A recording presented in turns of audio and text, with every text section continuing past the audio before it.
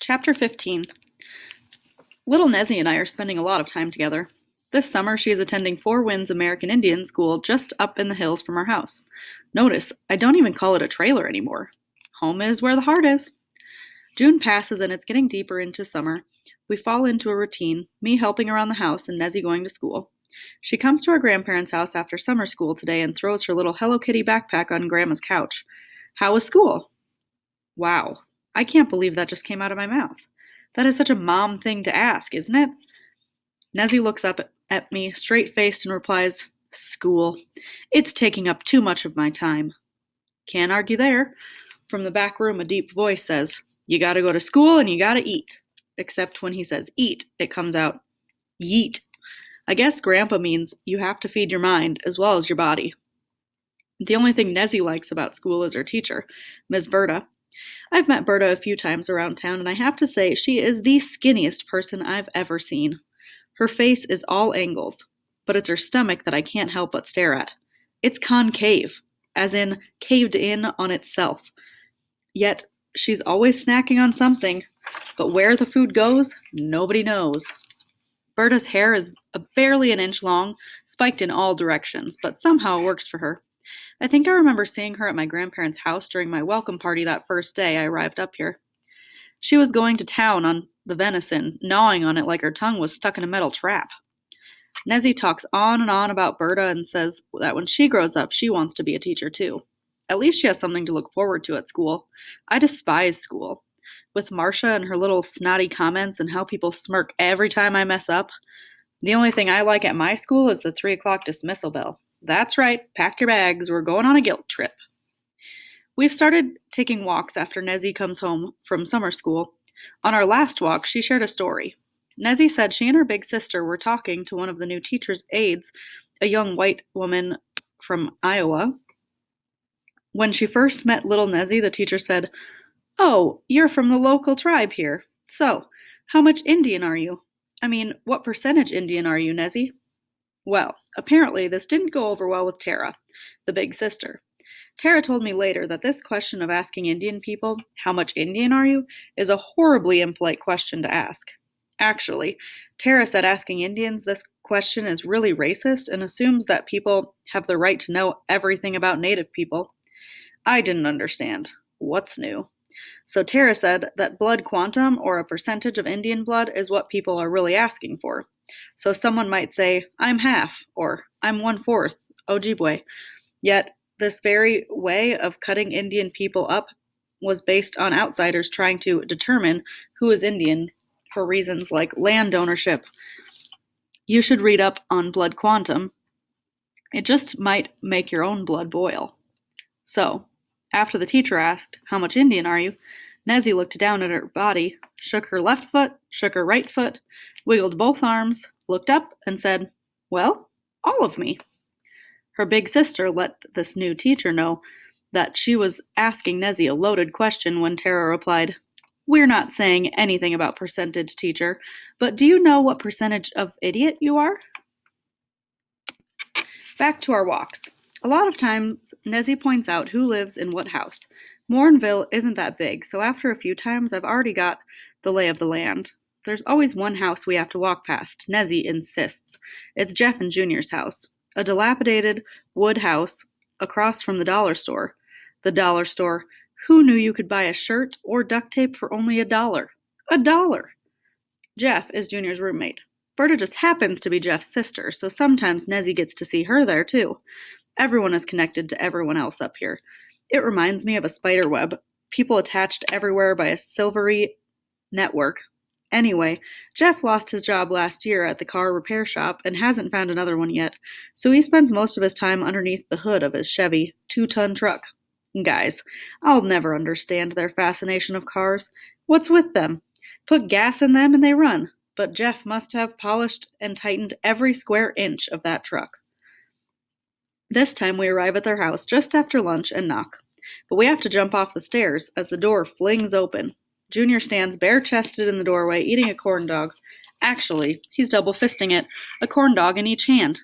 He smiles when he sees us, wipes the ketchup off his lips, and then licks it off his finger. Can't waste my daily vegetable serving. Running up the 3 stairs, Nezzy flings open her arms as she makes to hug him, but Junior's balloon belly beats her to it. Her little head bounces off his gigantic stomach.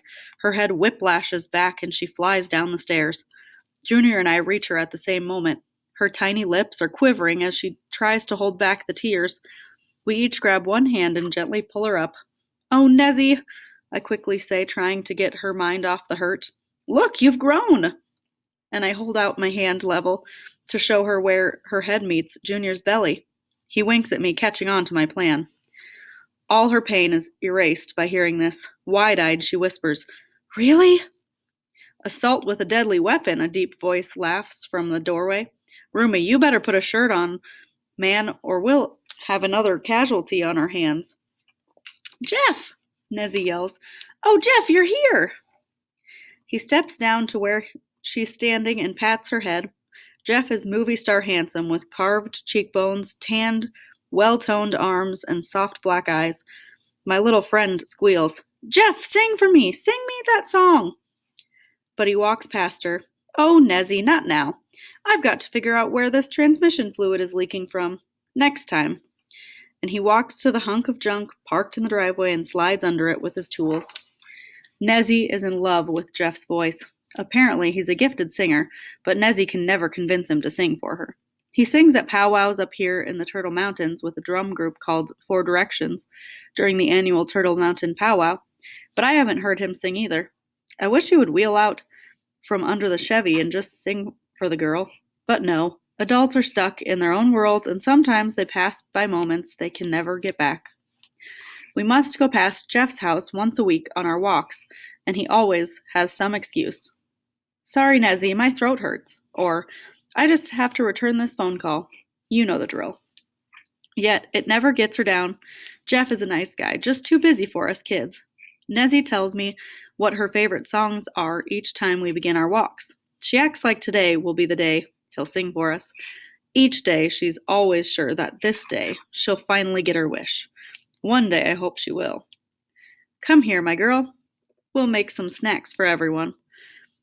Berta, like a skinny fairy godmother, appears in the doorway and says, while looking at Junior, "We don't want anyone to starve to death." Berta is just as quick to make sure Nezzy doesn't cry after her brother gave us all the brush off, but Berta's staring at Junior a bit too long. Interesting. It's now already the first week of July, and so the preparations begin for the upcoming annual Turtle Mountain Powwow. The next afternoon, we're back at Junior's house where Berta is helping with the dance clothes. Jeff, of course, is elbow deep in oil under the Chevy out front. The entire living room is a mess of fabrics and 2 sewing machines. I only read about powwows at school during our annual week-long unit on multiculturalism. How nice. My school spends a whole 5 days talking about people who had some pigment in their skin. And then we spend the rest of the time on dead white men. One year, I asked my 6th grade teacher why anyone with dark skin is called a minority. That word seems like it's a bad thing. I told him, what happens in a few years when the white population is going to be the smallest group and the Indian, Latino, African American, and Asian people are the majority? Maybe call the whites a whiteority or a minor blanco? He didn't know what to say.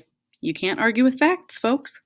And it's common fact that the best food comes from these multicultural groups anyways.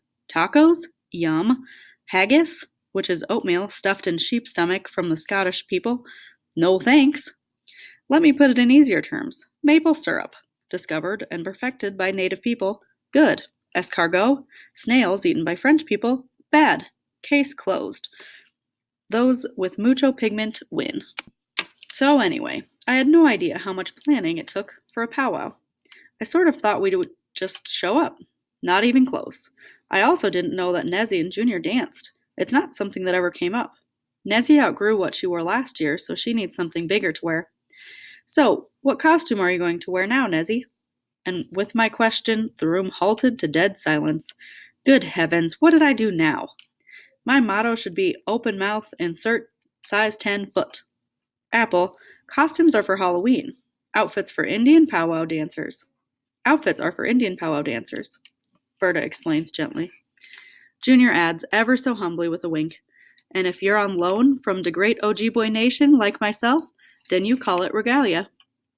Berta laughs loudly and catches me looking at her. She blushes a little and goes back to her sewing. Interesting. Auntie Over comes over that afternoon, too, and is working on sewing tiny beads onto both Junior's and Nezzy's outfits. I can't believe that it takes her over an hour just to finish sewing beads onto 1 square inch. I grab a small handful of the beads and can barely see the center hole. And my great aunt is sewing these so tightly together that the soft cotton material is hidden behind them. Wow. As Auntie sews, she explains what design she's making. It's a floral pattern unique to the Ojibwe tribes, who historically lived in the woods and always admired and were connected to woodland flowers. Actually, Ojibwe still live in and love the woods and flowers.